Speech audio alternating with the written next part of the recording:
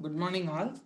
So, last class we saw about new relation, wherein we spoke about how the neural tube is formed and about the neural crest cells, and we were talking about the development of brain, right? So, there, if you see here in this picture, yes, can you make out a structure called somites? Yes, so what happens is along with the neural groove, so when the neural fold begin and the neural groove is formed, on the either side, I have got a mesodermal layer that gives rise to a structure called as somites. So this is the picture. Yes, can you appreciate a structure called somites? So today we are going to see how these somites are formed and what is its cell of origin, right? So for which today's topic is derivatives of mesoderm. So in the third week, gastrulation happened. We had three germ layers being formed, and very important germ layer is the mesoderm. So what happens is, yes, this is the procaudal plate. Yes, this is your procaudal plate that gives rise to oropharyngeal or the buccopharyngeal membrane, and this is my cloacal membrane, right? And this is going to represent the connecting stalk where the cloacal membrane is formed, we have seen, and this is the primitive node and the primitive streak. So what happens is, and this is my notochord, right? So from the primitive streak, the cells are going to approach the procaudal plate, and the midline mesoderm is called as the notochord. Yes, we all know these structures. Now, this entire region, the blue color, green color, and the orange color one represents the intraembryonic mesoderm, right? That is the middle germ layer that is being formed. Yes, it's the intraembryonic mesoderm. Now, what happens is this mesoderm is going to get differentiated into three layers, right? As the layer that is close to the notochord is called as the paraxial mesoderm. Yes, what is that called? It is called as the paraxial mesoderm. And the mesoderm that is present more caudally, right? More caudally towards the extreme lateral aspect is called as the lateral plate mesoderm. And in between the paraxial mesoderm and the lateral plate mesoderm, the mesodermal cells that are present is called as the intermediate mesoderm. So the very first thing that you have to know is the intraembryonic mesoderm. It gets differentiated into or gets arranged into or gets organized into three layers. One is the paraxial mesoderm, the intermediate mesoderm, and the lateral plate mesoderm. Yes, you have to know the fate of each. Yes, that's very important. The paraxial mesoderm, yes, it is going to give rise to a set of structures called somites.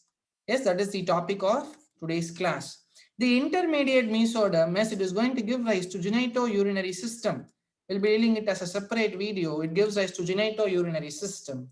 And what happens to lateral plate mesoderm? Yes, say suppose this is my lateral plate mesoderm. Yes. So this is my lateral plate mesoderm, right? Why I'm scribbling is just to show you the thickness. Say suppose this is the thickness. In between, right? In between this, now if you remember, you would have seen something called as the extra embryonic mesoderm, where the cavity is formed, the chorionic cavity. And yes, we would have spoke about the somatic layer and the splanchnopluric layer. If you remember, yes, it's a very before topic. Yes, can you make out this is the extra embryonic mesoderm, and we would have seen because of appearance of the extra embryonic cavity, the mesoderm would have been divided into the extra embryonic splanchnic mesoderm that is in close association with the yolk sac, and the somatic mesoderm that is in close association with the cytotrophoblast. Yes, we would have seen this. You have to correlate the same concept here. So what happens is, yes, in the intraembryonic mesoderm, at the lateral aspect, a cavity develops, an intraembryonic cavity develops. Yes, an intraembryonic cavity develops. So I guess I have to use a darker color than this. Yes, so it's appearing. So yes, an intraembryonic cavity appears. Because of this cavity, as usual, I get two layers, right? Can you appreciate? To the left of this cavity, I get a layer. To the right of the cavity, I get a mesodermal layer. This right side is more towards the ectoderm, is called as the somatic layer. And this is called as the splanchnic layer, similar to what we have seen in the extraembryonic mesoderm. Are you clear? As what happens in the lateral plate mesoderm, a cavity appears. So the lateral plate mesoderm itself gets differentiated into the somatic and the splanchnic layer. The somatic layer is going to give rise to skeletal muscles. is called as the parietal layer, and splanchnic layer is called as the visceral layer. So it gives rise to the visceral cavities, right? So this is how the mesoderm is going to give rise to different structures, and somates, what we're going to see now, is going to give rise to certain structures again, right? So you have to know about the fate of intraembryonic mesoderm. I hope I am clear with the fate, right? So with that, let us get into the paraxial mesoderm. What happens to paraxial mesoderm is it is going to give rise to a structure called somites. Yes, I have repeated it so many times. Now, again, I showed this picture before, right? So this is the neural group that is developing on the either side, almost approximately on the 20th day. Yes, I see some structures called somites. So we have to appreciate how the somites are developed. And again, this is a picture. Yes, this is the neural crest cells. This is my notochord. And this is the neural tube. And on the either sides, yes, this is your paraxial mesoderm. This is your intermediate mesoderm. And this is your lateral plate mesoderm, right? Intermediate mesoderm and the lateral plate mesoderm. Now, again, this is a picture to show you as you are familiar now, right? So this is my neural tube. Yes, very good. Why I am showing this picture and marking the parts again is I want you all to understand what had happened so far, right? As this oval color structure that you're able to appreciate here is, it's your notochord. And here, can you differentiate three types of mesoderm? As this is one kind of a mesoderm, this is a mesoderm, and this is a mesoderm, right? So very quickly, let me use an highlighter and tell you.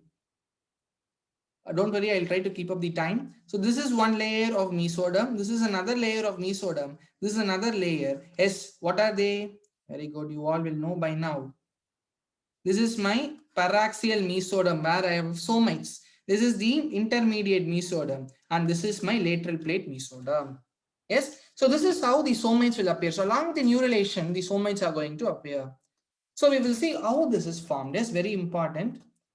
Now, at the beginning of third week itself, right? At the beginning of third week, along with the structures, the primitive streak and all that, at the beginning, what will happen is, yes, there is something, the mesodermal cells, they arrange into a segments called as somatomeres, is what it is called, somatomeres. So at the beginning of the third week itself, as the mesodermal cells that once formed, they get organized into certain segments along the midline. That is called as somatomeres, right? Then what happens is these somatomeres, they get no further organized and they develop into a structure called somites. Yes, somites. Now, what you have to know is where these structures are formed initially and what happens. Yes. Now, these somatomeres that gets organized, along with the from the mesoderm, it happens in a cephalocaudal fashion. Yes. So from the head to the tail. So this is how the segments are going to be arranged, right? And that is how the somites are also going to be formed. So the somatomeres, they get organized, they get into a even more better structure. That is what is called as somites. So even that happens first in cephalic region, then it slowly happens in the caudal region, right? So yes, somatomeres form, there are some segments and which gets organized to form somites. So when this happens, very important question, it happens approximately on the 20th day. If you remember, I showed you an embryological picture here. This is the 20th day view where I am able to appreciate the neural groove along with the somites on the lateral aspects, right? Yes. So somites appear on the 20th day. Where it appears first, yes, it is in the occipital region. Yes, so from the occipital region, the somites are going to slowly appear in a caudal faction, right? So first it will have in occipital, then in the cervical region, right? Then it goes to thoracic region, then it goes to lumbar region, then into the sacrum, then into the coccyx. So you have to remember certain numbers. I'll tell you.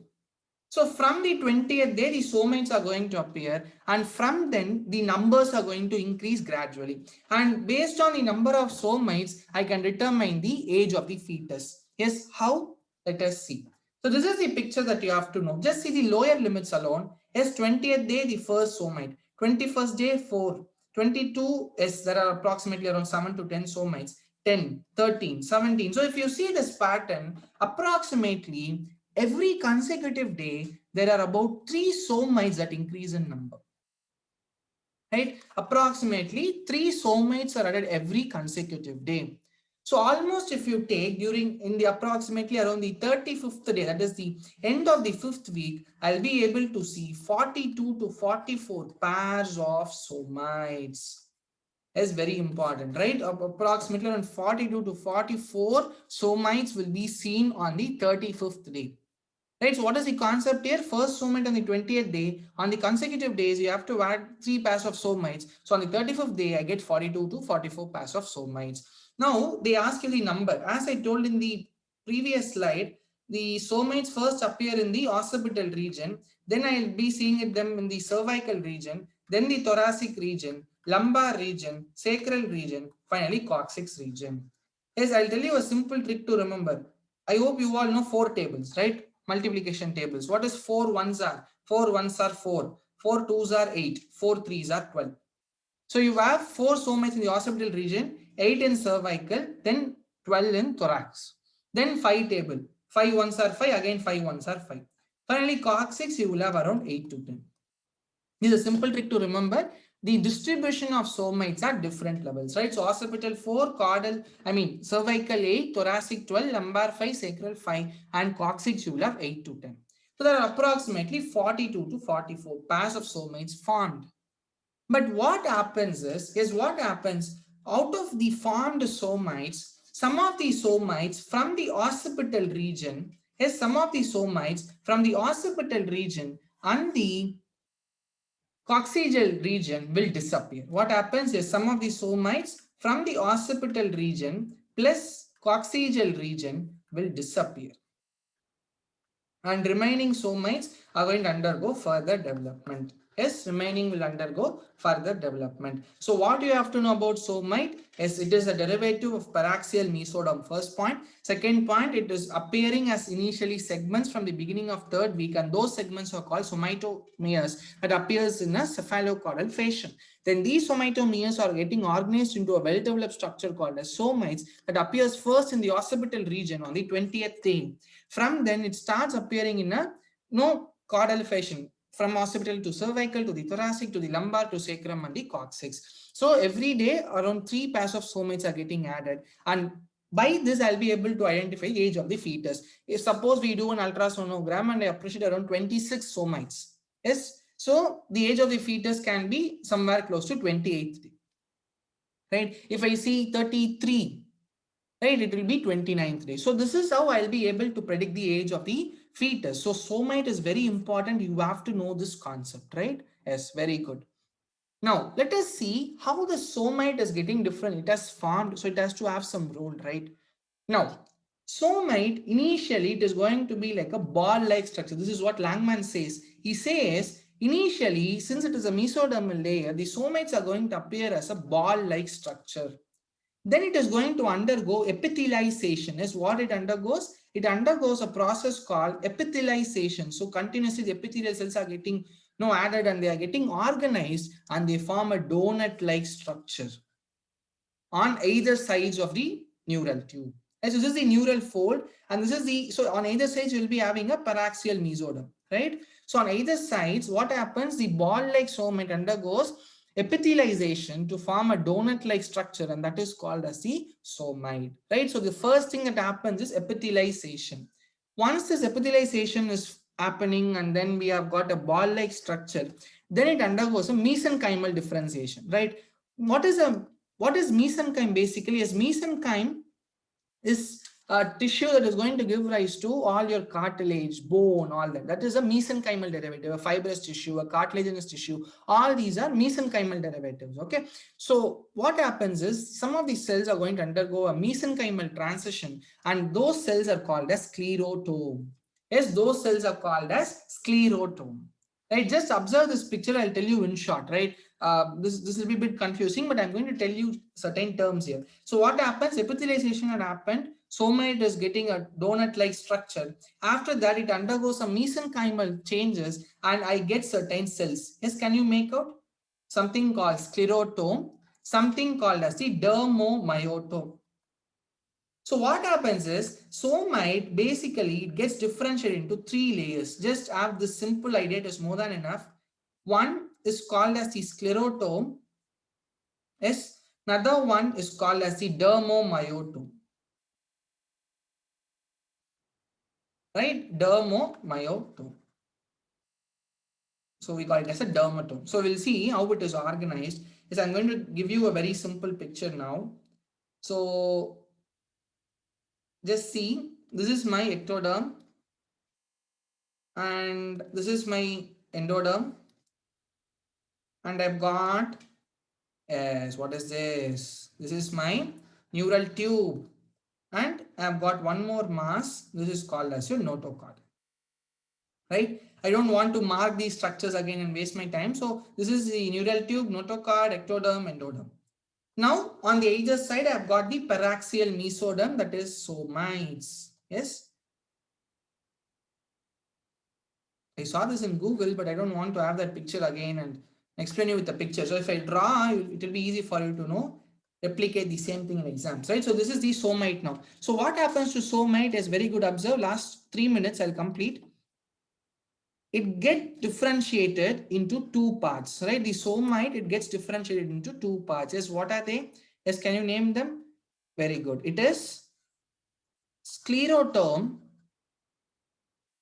and the dermamyotome.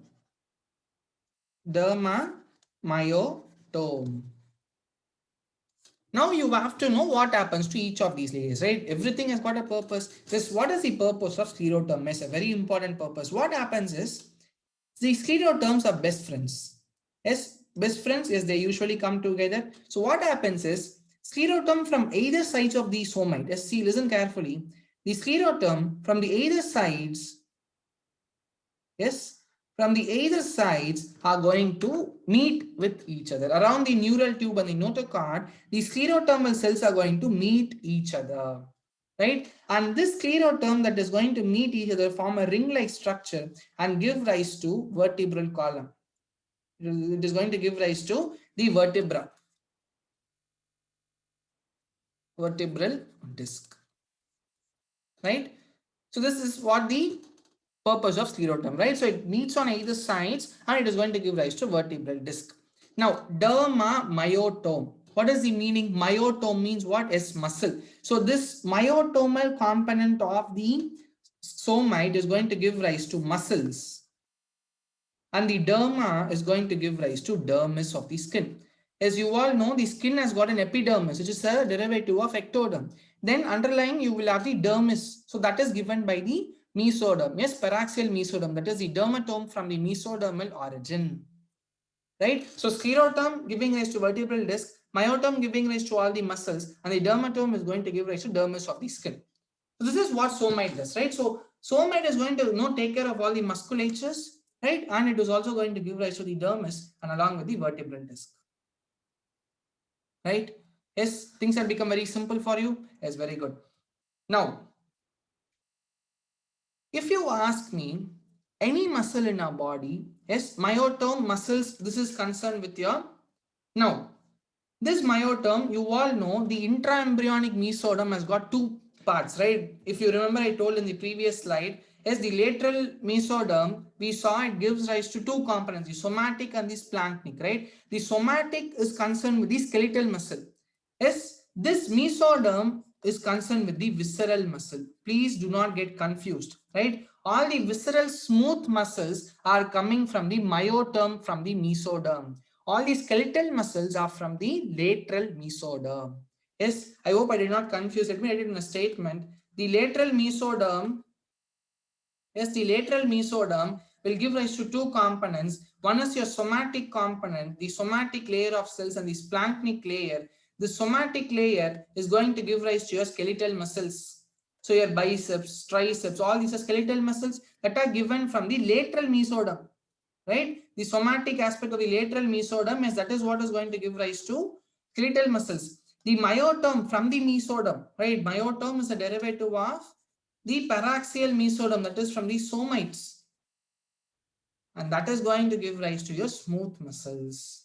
Yes, that is going to give rise to smooth muscles. Do not get confused, right? Now, they ask you about the bone, right? Bones are only developed from, very good, sclerotome. All your bones, cartilages, everything is going to come from the sclerotome, right? So I hope I made the session clear, right? So with respect to somite, a very important short notes in a university exam, start with somatomeres, talk about somites, 20th day, occipital. Says I'm writing some random words so that you will not forget things. 20th day, occipital, 3 pairs, right? Then sclerotome, dermatome, then myotome. Then lateral mesoderm, the somatic layer of lateral mesoderm, as it gives rise to very good skeletal muscles, right? So these are the terminologies that you have to know with respect to somite formation. I hope I made this clear, easy. See you in some other video. Take care. Bye.